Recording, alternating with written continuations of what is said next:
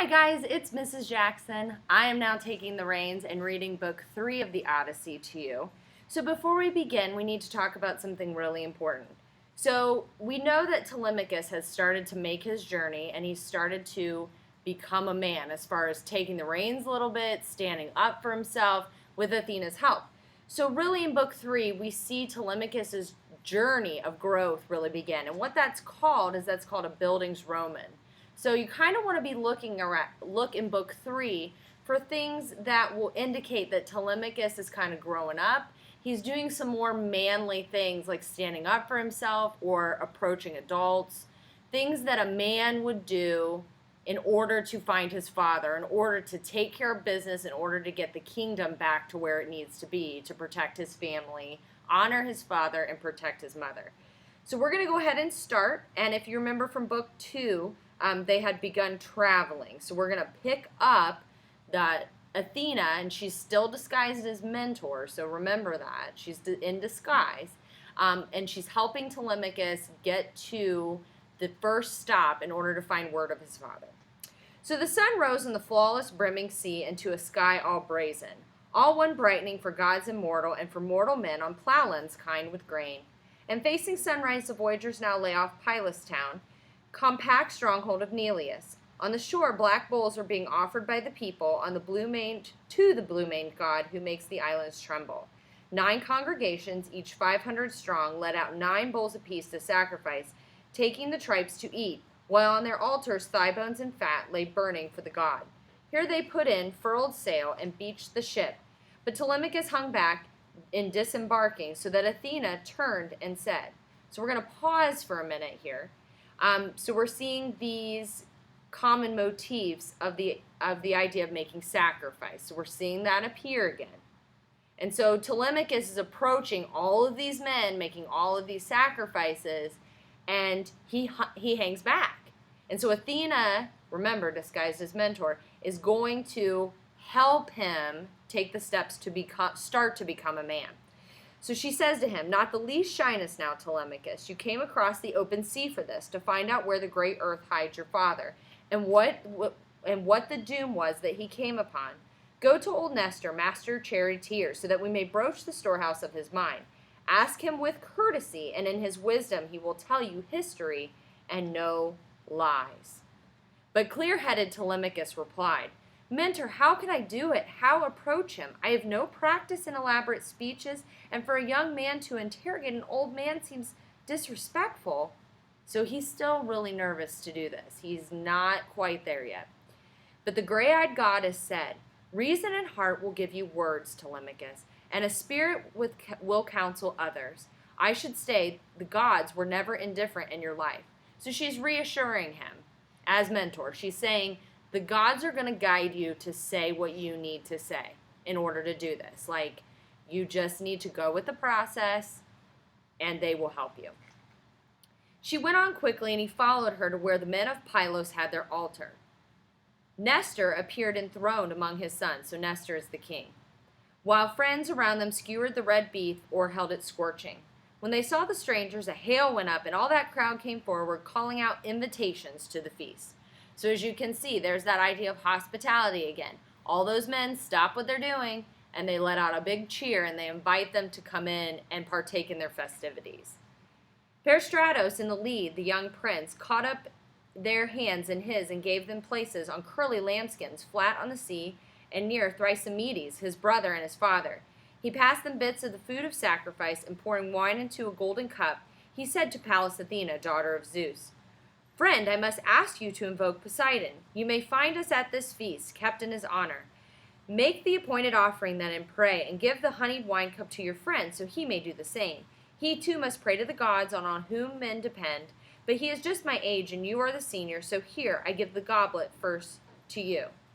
So he is talking to Athena, but he really thinks he's talking to Mentor, a man. He doesn't realize he's talking to a god. And then he put the cup of sweet wine in her hand. Athena liked his manners. There's that idea of manners and hospitality again. And the equity that gave her precedence with the cup of gold, so she besought Poseidon at some length. So here she goes, making the prayer. Earthshaker, listen and be well disposed. Grant your petitioners everything they ask. Above all, honor to Nestor and his sons. Second, to every man of Pylos town, a fair gift in exchange for this hecatomb. Third, may Telemachus and I perform the errand on which last night we put to sea. This was the prayer of Athena, granted in every particular by herself. She passed the beautiful wine cup to Telemachus, who tipped the wine and prayed as she had done. Meanwhile, the spits were taken off the fire, portions of crisp meat for all. They feasted, and when they had eaten and drunk their fill, at last they heard from Nestor, prince of charioteers. So as you can see, Telemachus is kind of like an apprenticeship here, if you think about it. Like, he's copying what Athena is doing. She's kind of like a mentor to him in a way, if you want to think of that. She's showing him how to pray because she said the gods will guide you. Well, she's a god, even though he doesn't know it. And so she's showing him, this is how you pray, and then he does it. And so he's learning by example how to be a man, because after all, he didn't have a dad to really show him the way, because his dad was gone almost his whole life. Let's see. So now Nestor is going to say something. So now that they've prayed and they've eaten, now Nestor is going to ask what's going on, because that was the way that the hospitality worked. So now's the time, he said, for a few questions, now that our young guests have enjoyed their dinner. Who are you, strangers? Where are you sailing from? And where to down the highways of sea water? Have you some business here, or are you now reckless wanderers of the sea, like the corsairs who risked their lives to prey on other men? Clear-headed Telemachus responded cheerfully, for Athena gave him heart. By her design, his quest for news about his father's wandering would bring him fame in the world's eyes. So he said, so here he goes, being a man, Nestor, pride of Achaeans, Neleus' son, you ask where we are from, and I can tell you. Our home port is under Mount Nion, Ithaca. We are not here on Ithacan business, though, but on my own. I want news of my father, Odysseus, known for his great heart, and I will comb the wide world for it. People say he fought along with you when Troy was taken. As to the other men who fought that war, we know where each one died and how he died, but Zeus allotted my father death and mystery. No one can say for sure where he was killed, whether some hostile landsman or the sea, the storm waves on the deep sea got the best of him. And this is why I come to you for help. Tell me of his death, sir, if perhaps you witnessed it, or have heard some wanderer tell the tale. The man was born for trouble. Spare me no part of it for kindness' sake, but put the scene before me as you saw it. If ever Odysseus, my noble father, served you by promise kept or word accomplished in the land of Troy, where you Achaeans suffered, recall those things for me the way that they were. So here we have kind of a little, Telemachus is reminding us that his dad was gone, and his dad was fighting in the war, and so he's kind of connecting with the king in that way, saying, I know of these things, and I'm trying to figure out what has happened to my father. Then Nestor, prince of charioteers, made answer, Dear friend, you take me back all the trouble we went through in that country, talking about Troy. We Achaeans, rough days aboard ship on the cloudy sea, cruising away for pillage after Achilles, rough days of battle around Priam's town. Our loss is then so many good men gone. Ares, great Aias, lies there. Achilles lies there. Patroclus, too, the wondrous counselor. And my own strong and princely son, Antilochus, fastest of them all and a born fighter. Other miseries and many we endured there. Could any mortal man tell the whole story? Not if you stayed 5 years or 6 to hear how hard it was for the flower of the Achaeans. You'd go home weary and the tale untold. Think, we were there 9 years and we tried everything, all stratagems against them, up to the bitter end that Zeus begrudged us. And as to stratagems, no man would claim Odysseus' gift for those. He had no rivals, your father, in the tricks of war. So he's kind of reviewing the Trojan War here. And if you remember, he's listing some of the people that died that we talked about when we discussed the Trojan War. And he's complimenting Odysseus, that Odysseus was a great, very intelligent, cunning warrior. And then he says, your father, well, I must say I marvel at the sight of you. Your manner of speech couldn't be more like his. One would say, no boy could speak so well. So he's complimenting Telemachus. He says, you must be his son. You remind me a lot of him. And all that time at Ilion, he and I were never at odds in council or assembly, saw the things the same way, and one mind between us, and all good advice we gave the Argives. But when we plundered Priam's town and tower and took the ships, God scattered the Achaeans. He had a mind to make homecoming hard for them, seeing they would not think straight nor behave, or some would not. So evil days came on them, and she, who had been angered, Zeus's dangerous gray-eyed daughter, did it, starting a fight between the sons of Atreus. First they were fools enough to call an assembly at sundown, unheard of hour. The Achaean soldiers turned out, soaked with wine, to hear talk about it from their commanders. Menelaus harangued them to get organized. Time to ride home on the sea's broad back, he said. But Agamemnon would not hear of it. He wanted to hold troops, make sacrifice, a hecatomb, something to pacify Athena's rage. Folly again to think that he could move her. Will you change the will of the everlasting gods in a night or day's time? The two men stood there hammering each other until the army got to its feet with a roar and no decision, wanting it both ways. That night no one slept well, everyone cursing at dawn. We dragged our ships to the lordly waters, stored aboard all our plunder and the slave women in their low hip girdles. But half the army elected to stay behind with Agamemnon as their corps commander. The other half embarked and pulled away. We made good time. The huge sea smoothed before us and held our rights when we reached Tenedos, being wild for home. But Zeus, not willing yet, now cruelly set us at odds a second time. And not one lot turned, putting back on the rolling ships, under command of the subtle captain, Odysseus. Their notion was to please Lord Agamemnon. Not I.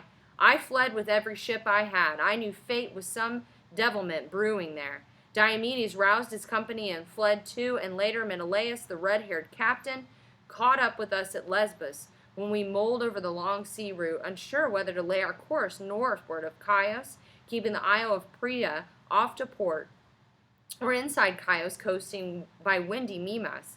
We asked for a sign from heaven, and the sign came to cut across the open sea to Euboea, and lose no time putting our ills behind us. When the wind freshened astern, and the ships ran before the wind on the pass of the deep sea fish, making Gristeus before dawn, we thanked Poseidon with many a charred thigh bone for that crossing. On the fourth day, Diomedes' company under a full sail, put in at Argos' port, and I held for Pylos. The fair wind, once heaven set it blowing, never failed. So this is the story of Troy and their controversy as far as what that they should do, and then when they left. So basically he's just recapping Troy for us. And remember, like Mr. Weaver said, this was a long story told over many days, and it was interesting to them to hear these stories over again because it was familiar to them, kind of like rewatching your favorite TV show. Think of it that way. So this dear child, was how I came home from Troy, and saw no more of the others, lost or saved. But you are welcome to all I've heard since then at home. I have no reason to keep it from you. The Myrmidon spear fighters returned, they say, under the son of lion-hearted Achilles, and so did Pius' great son, Philoctetes. Idomeneus brought his company back to Crete. The sea took not a man from him, of all who lived through the long war. And even as far away as Ithaca, you've heard of Agamemnon, how he came home, how Aegisthus waited to destroy him, but paid a bitter price for it in the end. That is a good thing now for a man to leave a son behind him, like the son who punished Aegisthus for the murder of his great father. You two are tall and well set up, I see. Be brave, you too, so men in times to come, will speak well of you. So here's that. This is like the third time we've heard that story again of Clytemnestra and Aegisthus and how that they murdered Agamemnon. So this is really important.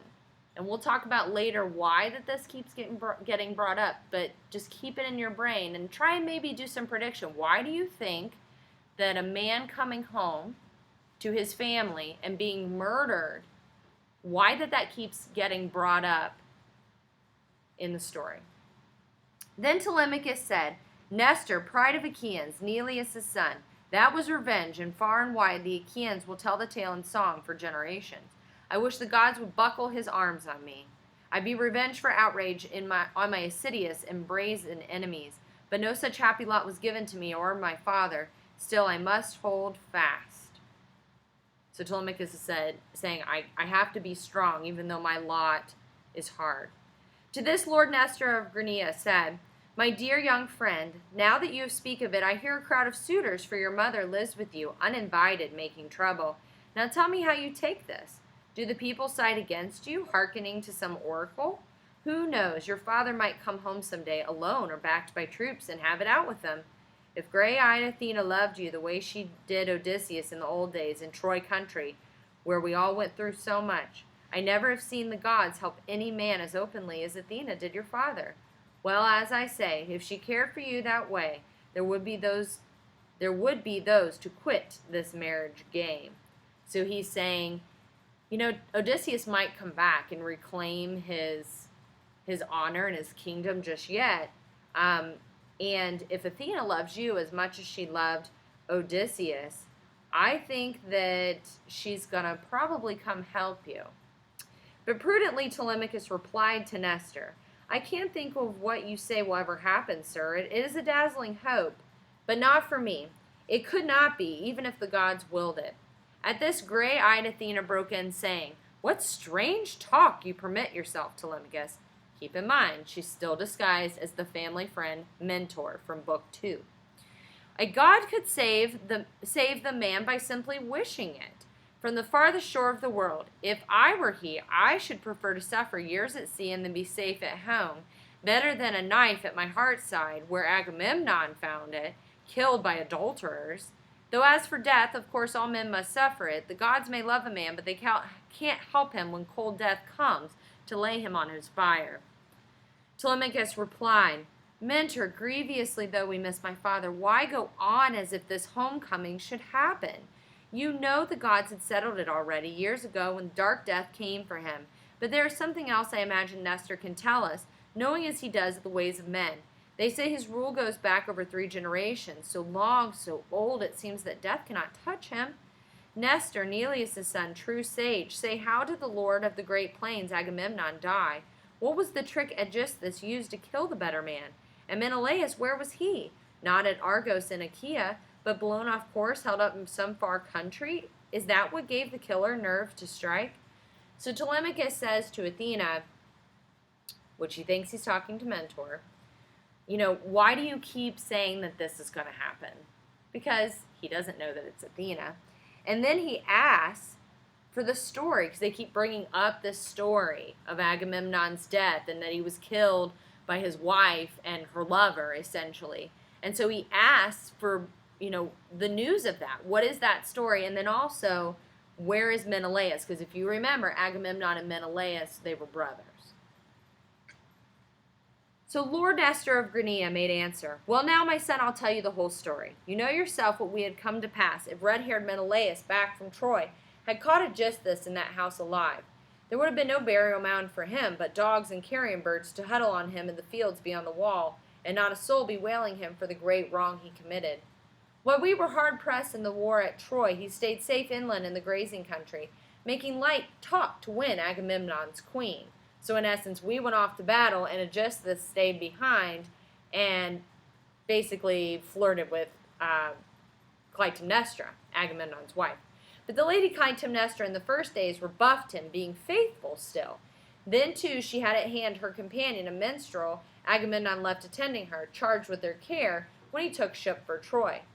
Then came the fated hour when she gave in. Her lover tricked the poet and marooned him on a bare island for the seabirds' picking, and took her home as he and she desired.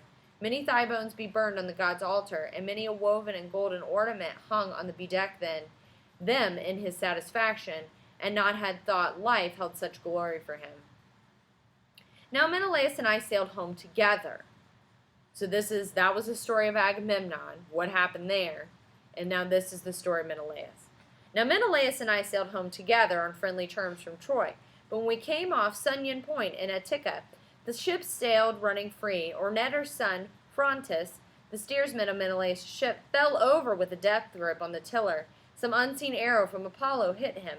No man handled a ship better than he did on high wind and sea, so Menelaus put down his longing to get on and landed to give his men full honor and funeral, or give this man full honor and funeral. His own luck turned then. Out on the wine-dark sea in the murmuring halls again, he made Cape Malea, but Zeus, who views the wide world, sent a gloom over the ocean, and a howling gale came on with seas increasing, mountainous, parting the ships and driving half toward Crete, where the Kydonians live on the Ardonis River. Off Gorton's coastline, the misty sea there, a reef, a razorback, cuts through the water, and every westerly piles up a pounding surf on the left side, growing toward Phaistos. Big seas buffeted back by the narrow stone. They were blown here and fought in vain for sea room. The ships kept going on, and their destruction slammed on the reef. The crews were saved, but now those 5 that weathered it got off to southward, taken by wind and current onto Egypt, and there Menelaus stayed. He made a fortune in sea traffic among distant races, but while he did so, the foul crime was planned and carried out in Argos by Aegisthus, who ruled over Menike 7 years. 7 long years with Agamemnon dead. He held the people down before the vengeance.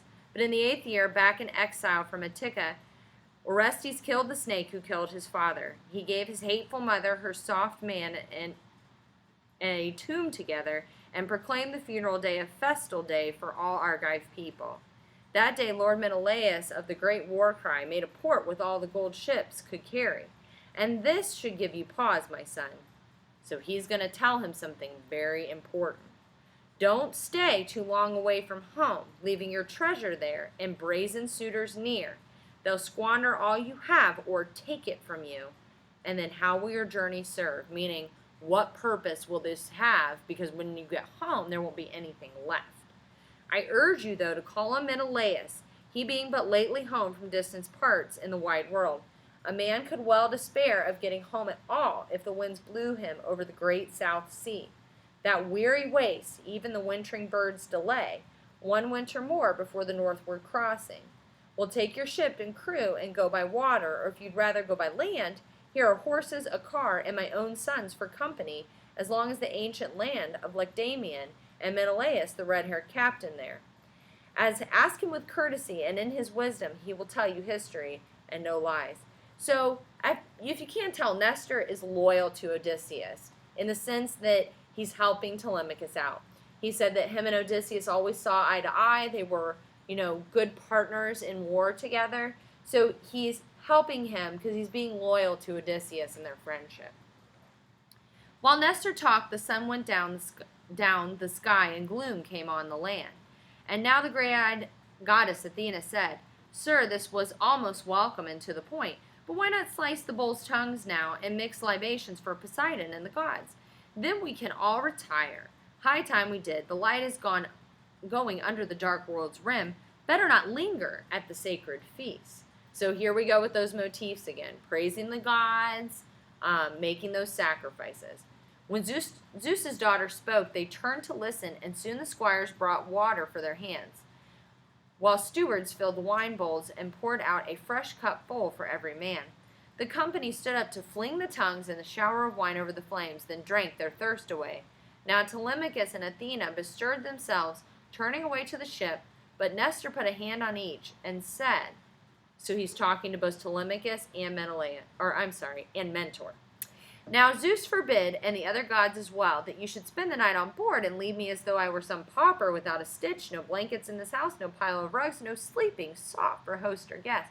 Far from it. I have all these blankets and deep-piled rugs, and while I live, the only son of Odysseus will never make his bed on a ship's deck, not while sons of mine are left at home to welcome any guest who comes to us.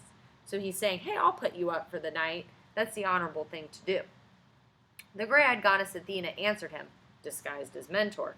You are very kind, sir, and Telemachus should do as you ask. That is the best thing. He will go with you and spend the night under your roof. But I must join our ship and talk to the crew to keep their spirits up, since I'm the only senior in the company. The rest are boys who shipped for friendship's sake. No older than Telemachus, any of them. Let me sleep out then by the black hull's side, this night at least. At daybreak I'll be off to see the Cauconians about a debt they owe me, an old one and no trifle. As for your guests, send them off in a car with one of your sons, and give them thoroughbreds, a racing team. Even as she spoke, disguised as Mentor, Athena left them, seeming a seahawk in a clap of wings, and all the Achaeans of Pylostown looked up astounded. Awed then by what his eyes had seen, the old man took Telemachus' hand and said warmly, My dear child, I can have no fears for you. No doubt about the conduct of your heart. If at your age the gods are your companions, here we had someone from Olympus, clearly the glorious daughter of Zeus, his third child, who held your father dear among the Argives. O lady, hear me. Grant an illustrious name to me and my children and my dear wife. A noble heifer shall be yours in sacrifice, one that no man has ever yoked or driven. My gift to you, her horns all sheathed in gold. So he ended praying, and Athena heard him. So Athena has now made herself known, because we all know if, some man turns into a bird and flies away, that's not a normal thing. So he knew by the sign of the bird, okay, that this was a god, and he predicts that it surely was Athena because of the way that she supported his family. Then Nestor of Granea led them all, his sons and sons-in-law, to his great house, and then they went to the famous hall of Nestor, taking their seats on thrones and easy chairs, while the old man mixed water in a wine bowl with sweet red wine, mellowed 11 years before his housekeeper uncapped the jar. He mixed and poured his offering, repeating prayers to Athena, daughter of royal Zeus. The others made libation and drank deep, when all the company went to their quarters, and Nestor of Granea showed Telemachus under the echoing eastern entrance hall to a fine bed near the bed of Prostratus, captain of spearmen, his unmarried son. Then he laid down in his own inner chamber, where his dear faithful wife had smoothed the bed. When dawn spread out her fingertips of rose, Lord Nestor of Granea, charioteer, left his room for a throne of polished stone, white and gleaming as though with oil, that stood before the main gate of the palace. Neleus here had sat before him, masterful in kingship. Neleus, long ago, a prey to death, gone down in the night of the underworld. So Nestor held his throne and scepter now. The lord of the western approaches to Achaea. And presently his sons came out to join him, leaving the place. Echephron with Stratius, Perseus, Aretos, and Thrasymedes, and after them the prince Prostratos, bringing Telemachus along with them. Seeing all present, the Lord Nestor said, Dear sons, here is my wish, and do it briskly to please the gods, Athena first of all, my guest in daylight for a holy feast. One of you must go for a young heifer and have the cowherd lead her from the pasture. Another call on Lord Telemachus' ship to invite his crewmen, leaving 2 behind, and someone else again for the goldsmiths, Laerces, to gild the horns.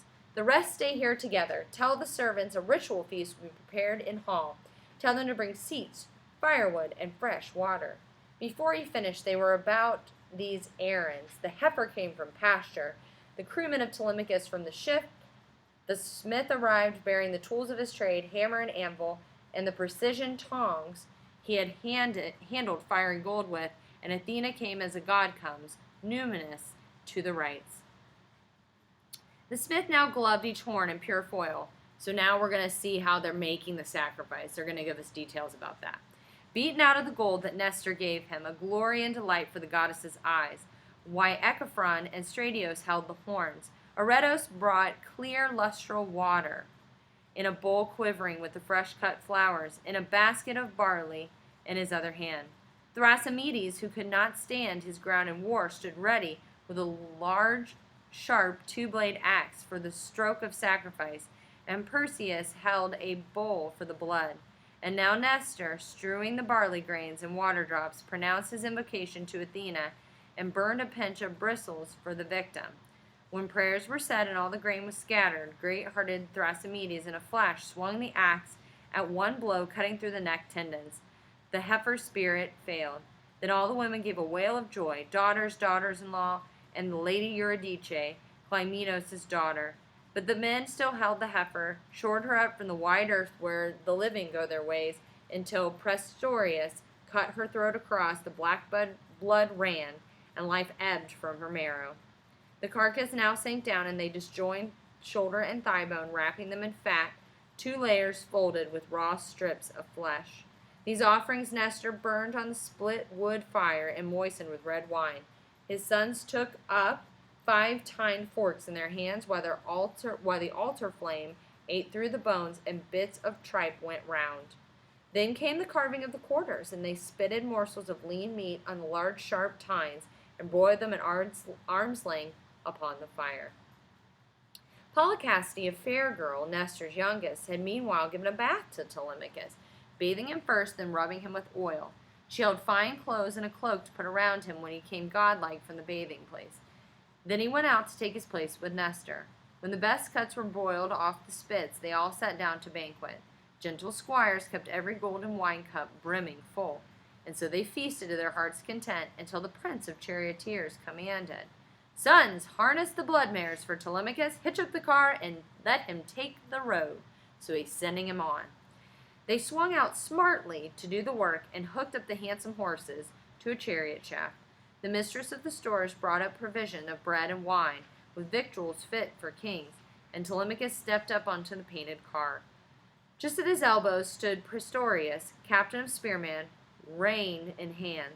He gave a flick of the horses, and with streaming manes they ran for the open country. The tall town of Pylos sank behind them in the distance, as all day they kept the harness shaking. The sun was low and shadows crossed the lanes when they arrived at Pherae. Then Diocles, the son of Orotolocos, when Alpheus fathered, welcomed the young men, and then they slept the night. But when the young dawn fingertips of rose opened in the east, they hitched the team one more to the painted car and steered out eastward through the echoing gate, whipping their fresh horns into a run. That day they made the grain lands of Lacedaemon, where the horses held to a fast clip. They kept their journey's end. Behind them the sun went down, and all the roads grew dark. And that is the end of Book 3. Now, if you couldn't tell, some of the names in the Odyssey are really tough to pronounce. And depending on which way it's translated, and because it's been translated so many times, we don't actually know some of them how it's supposed to be said, because obviously we're not reading it in the language that it was originally intended. So if you struggle with that, like I do sometimes, don't sweat it so much. As long as you get the main names and you understand the main characters, then you've pretty much got what you need to understand. Mr. Weaver will be handling Book 4, so he will see you then.